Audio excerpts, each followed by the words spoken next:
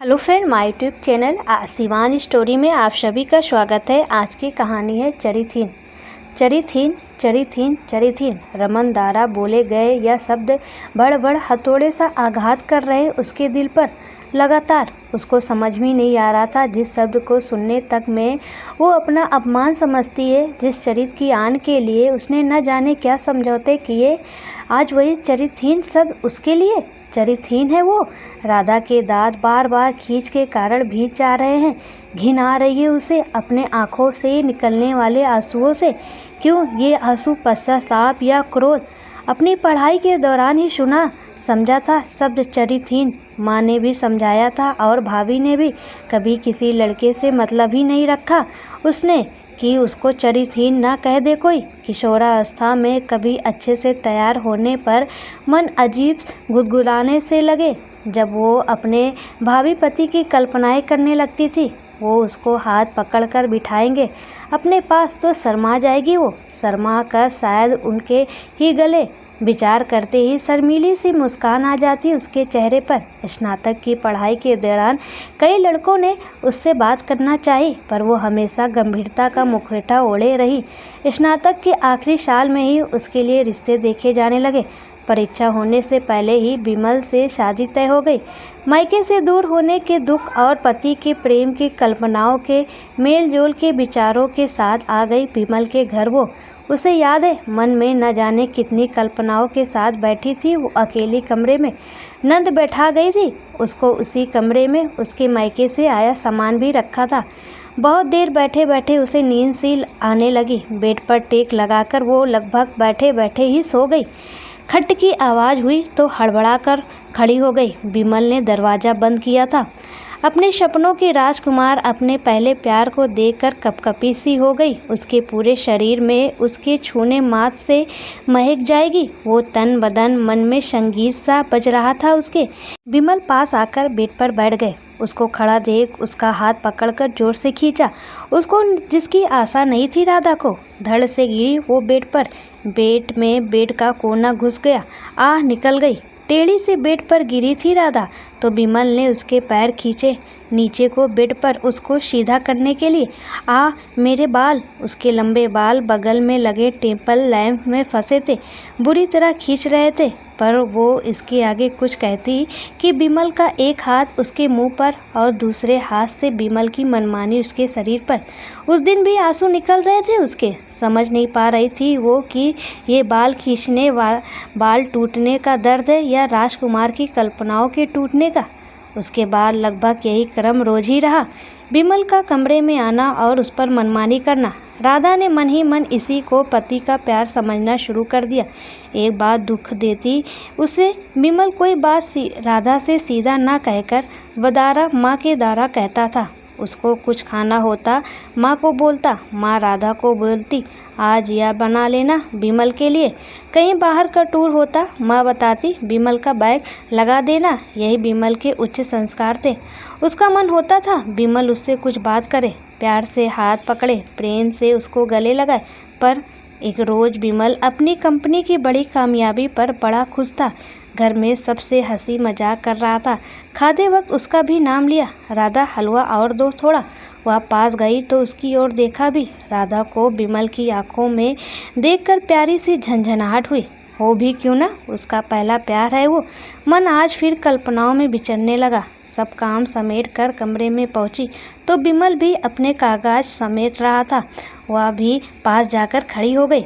अपने काम के बीच एक दो बार विमल की नज़र पड़ी राधा पर। कुछ बोला नहीं। काम समेट कर उसका हाथ पकड़कर बढ़ा बेड की ओर और बोला चल। बहुत सारी हिम्मत जुटाकर राधा बोली, सुनो जी, मेरा मन होता है कि आपके गले लगूं कभी। तड़ाक जोरदार तमाचा लगा राधा की कनपटी पर। रसाली अपने मन की बताएगी। और रात विमल ने अपनी मनमानी के साथ राधा को अपनी गलती की कुछ सजाएं भी दी।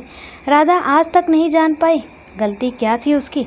अपने मन की बात पति से नहीं तो किससे कहें। यूं ही रोते रोते लगभग 1 साल हो गया। एक दिन किचन में काम करते हुए उसने जोर से कुछ गिरने की आवाज़ सुनी। भागकर बाहर आई तो सासू माँ पूजा की थाली लिए बेहोश होकर गिर गई थी। घर में कोई नहीं था। उसको पता था यहाँ से तीसरा घर डॉक्टर राय का था। वो आते थे कभी कभी यहाँ। भाग कर गई उनको बुलाने। डॉक्टर साहब ने उनको उठाने में भी मदद की और उनका उपचार भी किया। कुछ टेस्ट कराने को भी बोले। उसके बाद बिमल भी आ गए। कुछ देर में माँ के सभी टेस्ट कराए गए। उनको शुगर की बीमारी निकली। लापरवाही के कारण कुछ ज़्यादा ही बढ़ गई थी। रोज़ इंजेक्शन लगाने होंगे डॉक्टर बोले। डॉक्टर राय ही आ जाते थे। वो रोज़ सुबह इंजेक्शन लगाने। वो जितनी देर माँ के पास रुकते उतनी देर में वो चाय बना लाती थी। वो रोज़ ही कहती, अरे राधा जी आप बेकार ही परेशान होती है, चाय की क्या ज़रूरत। बात तो छोटी सी है पर राधा को उनका बोलना अच्छा लगता। अब तो चाय देते समय उसके कान उत्सुक रहते रमन की आवाज़ सुनने को। हाँ, डॉक्टर राय का नाम रमन राय ही है। यह सिलसिला लगभग 20 दिन चला। अब तो रमन को देखने सुनने की आदत हो गई थी उसे कि एक दिन रमन का फ़ोन आया, राधा जी माँ आ सके अगर तो आप माँ को लेकर मेरे घर आ जाएं, मेरा निकलना हो नहीं पा रहा है। माँ को बोला तो तुरंत तैयार हो गई। दोनों जब घर पहुँची एक छोटी बच्ची की आवाज़ आ रही थी, नहीं नहीं नहीं, मुझे चोटी ही करनी है बस। रमन जी उसको कुछ समझा रहे थे। उन दोनों के पहुंचने पर वो इंजेक्शन की तैयारी करने लगे। तब तक राधा ने अंदर झाँका तो एक 8 साल की प्यारी सी बच्ची अपने बालों को कंघी से लपेट रही थी। राधा को हंसी आ गई। उठकर गई अंदर, पूछा क्या हो रहा है, आप कौन। बच्ची ने भोलेपन से पूछा, मैं राधा। राधा देखो ना, मुझे चोटी करनी है और पापा करते ही नहीं, मुँह बिचकाकर बोली वो। तो माँ को बोलो ना, राधा ने हंसकर कहा। माँ नहीं है, भगवान पास गई। हे राम कहकर चिपका लिया बच्ची को सीने से राधा ने। फिर सामने बिठाकर उसकी चोटी की। थैंक यू राधा कहकर गाल चूम लिए सपना ने। बातों बातों में उसने अपना भी नाम बता दिया राधा को। अब मैं चलती हूँ। उठकर चलने को हुई राधा। उसका हाथ पकड़कर उसकी आंखों में झाँक कर बहुत धीरे से बोली सपना, कल भी आओगी ना चोटी करने। हाँ पक्का, मना नहीं कर पाई उस मासूम को राधा। घर का सारा काम समेट कर रोज़ आ जाती थी राधा सपना के पास। उसकी चोटी करती और उसके दूसरे भी छोटे मोटे काम कर देती। दोनों खेलती, आपस में हंसी मजाक करती। सपना राधा को राधा ही बोलती थी। कई बार रमन ने सिखाया, आंटी बोलो ना राधा। सपना का एक ही जवाब। कभी कभी तो वह किचन भी बना देती सपना की पसंद का। रोज़ आते जाते रमन से भी 2-4 बातें हो जाती थी। राधा को रमन का बोलना, रमन की आंखों में सम्मान बहुत अच्छा लगता था।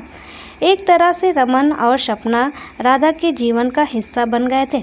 एक दिन वह गई तो रमन कुछ पढ़ रहे थे, सपना सो रही थी। सपना ने कल मूंग दाल हलवे की फरमाइश की थी। वो किचन में जाकर तैयारी करने लगी। मिक्सर को जैसे हाथ लगाए, ऊपर से लटकता हुआ तार कहीं से कटा हुआ था, कंधे में टच हो गया। मुंह से जोर सी आवाज़ निकली और तार में चिपक गई। रमन ने सुन लिया था, दौड़ कर आए, तार खींचकर हटाया। राधा को लगभग बेहोशी सी हो गई। सहारा देकर उसको ज़मीन पर लिटाया। कुछ देर में जब उसकी बेहोशी खत्म हुई तब ध्यान कंधे की चोट पर गया। रमन ने भी देखा, उसकी मरहम पट्टी की। सपना तब से राधा राधा करके रोए ही जा रही थी। रमन उसको समझा रहे थे और बेख्याली में सहानुभूति वंश राधा के सिर पर हाथ फेर रहे थे। यह स्पर्श राधा के लिए नया था, उसे अच्छा लग रहा था। कुछ देर आराम करके वो अपने घर निकल गई। अगले दिन रमन को फ़ोन आया, तुम ना आओ आज, मैं आ जाती हूँ पट्टी करने। पर राधा को सपना से मिलना, कुछ देर वहाँ रुकना अच्छा लगने लगा था, बल्कि उसे आदत पड़ गई थी। सो बोली, नहीं मैं ही आती हूँ। रमन के घर गई। तुरंत कुर्सी पे बिठाकर फ्रूट जूस दिया रमन ने। पूछे, कुछ खाई हो? लो अच्छा ये खा लो फिर पट्टी। बीच में बॉक्स लाकर वहीं उसकी पट्टी करने लगे रमन कि उसके लिए चिंता, देखभाल, उसको सेहत के लिए निर्देश अधिकार से समझाना। रमन का स्पर्श बहुत अच्छा लग रहा था। सब अलग ही दुनिया में उड़ी जा रही थी वो। बातों में रमन अचानक बोले, राधा आगे की पढ़ाई क्यों नहीं शुरू कर देती? तुम्हारा अकेलापन भी कम हो जाएगा। राधा ने चौंक कर रमन की ओर देखा। अकेलापन? रमन भी सकपका गया। मतलब रमन सब जानते हैं? कुछ बातें राधा ने कही नहीं, पर रमन समझ गए। कुछ सेकंड की शांति के बाद रमन उसकी कुर्सी के पीछे खड़े होकर उसके सिर पर हाथ फेरते हुए बोले, कोशिश करो राधा, समय बदल सकता है, मैं हमेशा तुम्हारे साथ हूँ। गहरी सी सांस ली राधा ने, शायद सुकून की। उस दिन काफ़ी देर रुकी थी राधा, बहुत सारी बातें की तीनों ने मिलकर। एक हफ्ते में ही रमन उसके लिए बीएड का फॉर्म ले आए। उनका ही विचार था, बच्चों के बीच रहोगी, सब दुख भूल जाओगी। महीने भर बाद से बीएड का नया सत्र शुरू हो गया। राधा ने जीना शुरू कर दिया। बिमल को इस सब से कुछ लेना देना नहीं था। रमन और सपना से मिलने अभी भी वह रोज जाती थी। सपना से अलग अब रमन से भी उसका एक रिश्ता बन गया था, एक अधिकार का रिश्ता। वह अपनी पढ़ाई संबंधित दिक्कत रमन से साझा करने लगी। रमन भी अधिकार से उससे अपने छोटे मोटे काम कह देते। अक्सर किसी दुख में रोती वो तो रमन कभी उसके बाल सहलाते, कभी हाथ पकड़कर हाथ थपथपाते रहते। दुख तो कम नहीं होता, पर एक सहारा मिलता था। एक दिन ऐसे ही रोते हुए बोली वो, सुनो ना, मुझे गले लगा लो। फिर जोर जोर रोने लगी। रमन ने कुछ देर उसको भर नज़र देखा, फिर धीरे से खींचकर गले लगा लिया। रमन उसको इस तरह संभाल कर पकड़े थे जैसे कांच की हो, वह जोर लगाने से टूट जाएगी, जबकि बिमल ने हमेशा उसे चकनाचूर करना ही चाहा। बहुत अच्छा लग रहा था, रमन की बाहों में सिमट जाना चाह रही थी पूरा वो रमन में। बहुत देर वो ऐसे ही खड़े रहे, फिर राधा पलटी और सीधा अपने घर। अजीब लग रहा था उसको, यह क्या बोल दिया रमन से। अगले 2 दिन ना तो विद्यालय गई ना रमन के घर। तीसरे दिन रमन का फ़ोन आया, बोले राधा आओ ना। बावली सी भागती पहुंची वो। रमन सामने खड़े थे, देखकर थम गए पैर। रमन ने बाहें फैला दी, भागकर गले लग गई वो। उसे नहीं पता क्या गलत है क्या सही, पर उसकी प्यासी आत्मा की प्यास बुझ गई थी आज। इसके बाद कभी खुशी में कभी गम में अक्सर गले लग जाते वो, पर इसके आगे न कभी रमन ने चाहा न राधा ने। एक दिन विद्यालय से लौटते समय कोई सवारी नहीं मिल रही थी। शायद कुछ झगड़ा झंझट से सब कुछ बंद करा दिया गया था। बहुत परेशान थी वो काफ़ी पैदल भी चल ली सवारी की खोज में। पीछे से न जाने कहां से साथ में बीएड करने वाला छात्र अशोक आ गया। बोला आइए, आपको मैं छोड़ देता हूं, सवारी कोई नहीं मिलेगी आज। पहले तो सोचा मना कर दे, फिर ध्यान किया कि जाएगी कैसे, तो अशोक के पीछे बढ़ गई। घर के सामने अशोक की बाइक से उतर रही थी कि उधर से रमन आते दिखे। उसे अनदेखा कर आगे चले गए। घर जाकर अपना काम और खाना पीना निपटा कर वह रमन के घर गई। रमन वहीं थे, अपने कपड़े इस्त्री कर रहे थे। राधा बोली लाओ मैं कर देती हूँ, बहुत तेज आवाज़ से जवाब दिया रमन ने। कोई ज़रूरत नहीं। हर पल राधा की चिंता करने वाले रमन का नया रूप था या। आंखों में आंसू भर गए, बिन कुछ बोले घर आ गई। अगले दिन सपना और राधा दोनों को नहीं जाना था, क्योंकि शहर में माहौल गर्म था तो शिक्षा संस्थान बंद थे सब। सपना ने कई बार फ़ोन किया, आओ ना राधा। गई वो तो रमन नहीं थे घर में। सपना के साथ समय बिताने से मन हल्का हो गया उसका। निकल ही रही थी आपस की, रमन आ गए। बोले राधा सुनो, मुझे उस लड़की के साथ तुम्हारा आना अच्छा नहीं लगा। आगे से कोई दिक्कत हो मुझे बुला लेना। बात बड़ी नहीं थी, पर थोड़ा अजीब सी थी। फिर भी रमन के मन की करना अच्छा लगता था उसको। उसने फिर अशोक से कभी बात नहीं की। समय बीता, सत्र पूरा हुआ, परीक्षा हुई। विद्यालय में टॉप किया था उसने। उसी विद्यालय में इंटर कक्षाओं को पढ़ाने का न्योता मिला उसको। सब रमन के कारण ही था। बहुत खुश हुए थे रमन। बिमल को पता चला तो कुछ नहीं बोले वो, पर रोज़ विद्यालय जाने, अपनी कमाई और अपने अस्तित्व की पहचान मिलने से एक आत्मविश्वास सा आ गया था उसमें। उसके आत्मविश्वास के कारण बिमल का भी उससे बोलने और व्यवहार का तरीका बदल गया था जैसे। लगभग 2 साल हो गए उसकी नौकरी को। सब अच्छा चल रहा था कि एक दिन उसके विद्यालय में क्षेत्र के सभी विद्यालयों की खेल प्रतियोगिता कराई गई। प्रधानाध्यापिका को मना करने पर भी उसे प्रतियोगिता का प्रभारी बना दिया गया। सभी विद्यालयों से टीम आ गई। किसी काम में लगी थी वह की पहचानी सी आवाज़ आई, नमस्ते मैडम जी। देखा तो अशोक, अरे यहाँ कैसे? मैं अपने विद्यालय की टीम के साथ आया हूँ। और कैसा चल रहा है सब? जैसे कुछ एक आध बात हुई, फिर वह अपने काम में लग गई। प्रतियोगिता अच्छे से निपट गई, पुरस्कार वितरण भी हो गया। अभी वो प्रिंसिपल के साथ बैठी दोनों प्रमाण पत्र पे हस्ताक्षर कर रही थी। जल्दी वो भी हो गया। विद्यालयवार प्रमाण पत्र विद्यालय से आए शिक्षकों को ही दे दिए गए। सब काम से निपट गई तो याद आया सुबह स्कूटी बिगड़ गई थी। रमन के घर आने का भी यही समय है, उनको बोल देती हूँ मुझे भी ले ले। विद्यालय से फ़ोन किया तो बोले 10 मिनट में आता हूँ। लगभग 10 मिनट बाद वह खुद आकर बाहर खड़ी हो गई। आते ही होंगे। मन ही मन बड़बड़ाई कि कब तक रमन की गाड़ी दिखी। कदम आगे बढ़ाए ही थे कि पीछे से अशोक की आवाज आई, आपने मेरे विद्यालय के 2 प्रमाण पत्र पर हस्ताक्षर नहीं किए राधा जी। ओह, कैसे भी रह गया होगा, आप मेरी मेज पर रखवा दीजिए, मैं कल करके आपके विद्यालय भिजवा दूंगी। जी ठीक है, बोलकर चले गए अशोक और वो जाकर गाड़ी में बैठ गई। शर्म नहीं आती तुमको? कब से चल रहा है ये सब? मना करने के बावजूद मिलती रहती हो उससे?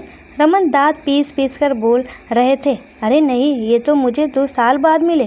आज विद्यालय में प्रतियोगिता में आए, वो तो अपने प्रमाण पत्र पर हस्ताक्षर की बात कर रहे थे। लगभग रोते हुए बोली।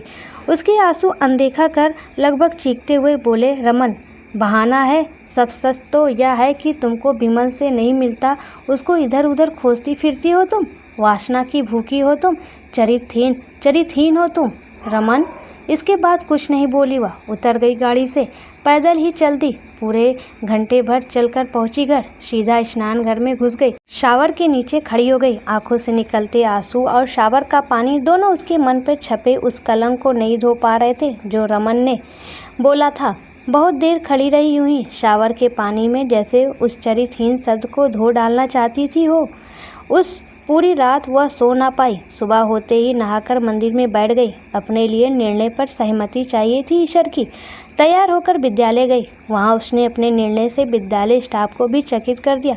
उसने ट्रांसफ़र के लिए अप्लाई किया था, होगा कि नहीं पता नहीं, पर खास दूर के शहर का ट्रांसफ़र भरा था उसने। इसके बाद 1 हफ्ता हो गया वो रमन के घर भी नहीं गई। सपना के फ़ोन आए तो उसने बोला बीमार है वो। शायद ईश्वर को भी यही मंजूर था। 1 हफ्ते में उसका ट्रांसफ़र अप्लाई मंजूर हो गया और लेटर आ गया। स्टाफ बहुत दुखी थे। कल निकलना था। रात को खाने के बाद वो कुछ रसीदों और चाबियों के साथ विमल के पास पहुंची।